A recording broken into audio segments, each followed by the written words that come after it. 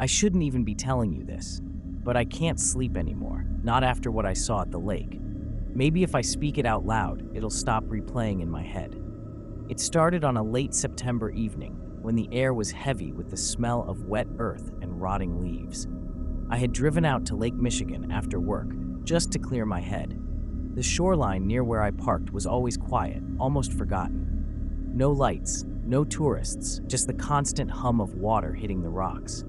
At first, it felt peaceful. The lake stretched out like an endless sheet of black glass, the horizon barely visible under the fading sky. The wind was sharp and cold, carrying with it a salty, metallic tang that always reminded me of blood. I stood there for a long time, watching the ripples spread and fade, listening to the water whispering against the shore. But then, something shifted. The silence grew too heavy, like the lake itself was holding its breath.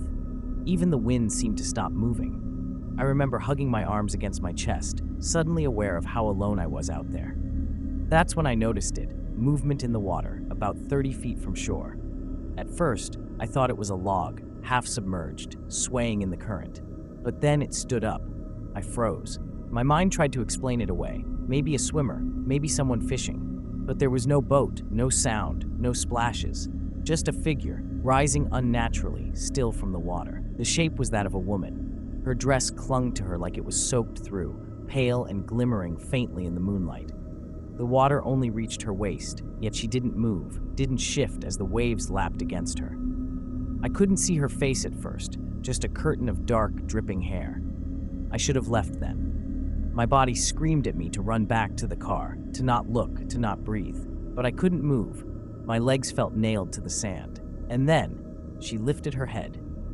Her face was almost human, but her eyes, glowed with a sickly green light, burning through the darkness. It wasn't just light, though. It was like she was looking inside me. Every memory, every fear, every shame, I felt it all unravel under that gaze. The lake seemed to deepen around her, the water darkening as though it was swallowing all the light.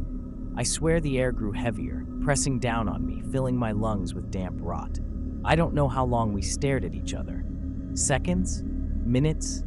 Time didn't work right anymore. All I knew was that I was no longer standing at Lake Michigan. I was standing at the edge of something far older, far hungrier, and that was just the beginning.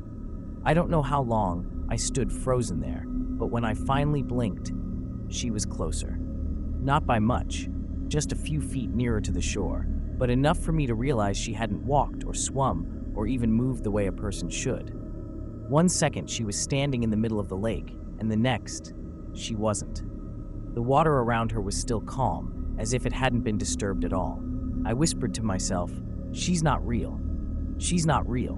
But the words sounded hollow, brittle, like they were breaking apart in my mouth. My heartbeat was so loud I thought it would echo across the water.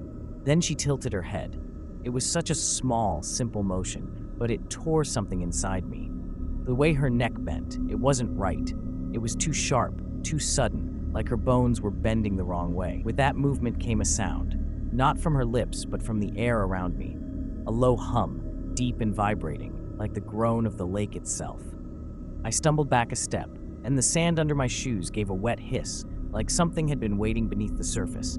I could smell it now, an awful stench of algae and stagnant water, mixed with something sweeter, rotting. It clung to my throat, made me gag. And then I heard it, a voice. Not out loud, not in the air. It was inside my head, soft, broken, like words carried through a radio full of static. "Come closer."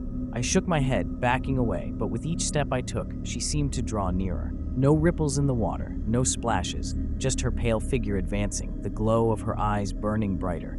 I turned, finally, tearing myself free of that trance, and ran toward the car. My breath tore at my lungs, my legs heavy as though the sand had turned to mud. I didn't dare look back, but I could feel it, feel her, closing in, like her eyes were fixed between my shoulder blades. By the time I reached the car, my hands were shaking so violently I could barely get the keys out. That's when I saw it. My reflection in the window wasn't mine. For just a heartbeat, staring back at me was a pale, drowned face. Lips blue, eyes glowing the same green as hers. Water dripped from the reflection's chin, even though my own face was bone dry. I stumbled back, choking on my own scream. Behind me, the lake groaned again, louder this time, like something vast was shifting beneath the surface. I swear I heard splashing, dozens of splashes, like more figures rising from the depths. I threw myself into the driver's seat and locked the doors, but when I looked up through the windshield, she was standing in the middle of the road, the same dripping dress, the same burning eyes. And I realized with horror, she hadn't followed me out of the lake. She was already waiting. She was standing there, in the middle of the road, no more than 10 feet from my car. Her dress clung to her body like it was dripping, though there was no water on the asphalt. Her eyes, brighter than before, so bright I had to squint, like headlights in the fog. My hands gripped the steering wheel, slick with sweat. I told myself to drive forward, to run her down if I had to, but when I pressed the gas, the car only groaned. The engine sputtered like something was choking it from the inside, and then she moved. Not toward me, no, that would have made sense. Instead, her body flickered like a bad signal. 1 second she was in the road, the next she was pressed against my windshield. Her face was inches from mine, her skin pale as bone, her lips split and blackened like they'd been gnawed by fish. Water streamed from her hair, dripping across the glass in slow, deliberate trails. And her eyes, they weren't just glowing anymore, they were swirling. Green rings pulling me in, dragging my mind somewhere I didn't want to go. I couldn't breathe. My chest felt tight, like my lungs were filling with lake water. I clawed at my throat, gasping, but all I heard was the muffled rush of waves, as if the car were sinking. In a blink, the road was gone. The windshield no longer showed trees or darkness, only black water stretching endlessly in every direction. My car wasn't on asphalt anymore. It was submerged. I could see shapes moving through the murk outside the windows, pale figures, dozens of them, suspended in the water like broken marionettes. Their mouths hung open, and bubbles of black foam leaked from their throats. I slammed my eyes shut, begging myself to wake up. But when I opened them, she was in the passenger seat. She didn't speak. She didn't need to. The message was there, inside my skull, hammering at my thoughts. You belong to the lake. Her hand reached for mine. It was impossibly cold, needles of ice crawling up my arms, spreading into my chest. My vision blurred, my heartbeat slowed. I could feel the water rising inside me, filling every corner, drowning me without a drop touching my skin. I must have blacked out. When I woke, it was morning. My car was still on the roadside, engine dead, battery drained. The world looked normal. Quiet trees, empty highway, a sliver of the lake glinting in the distance.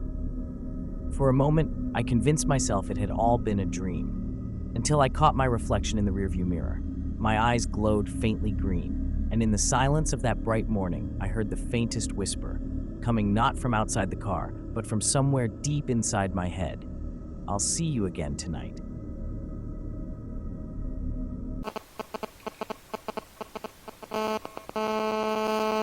Subscribe to Horror Stories.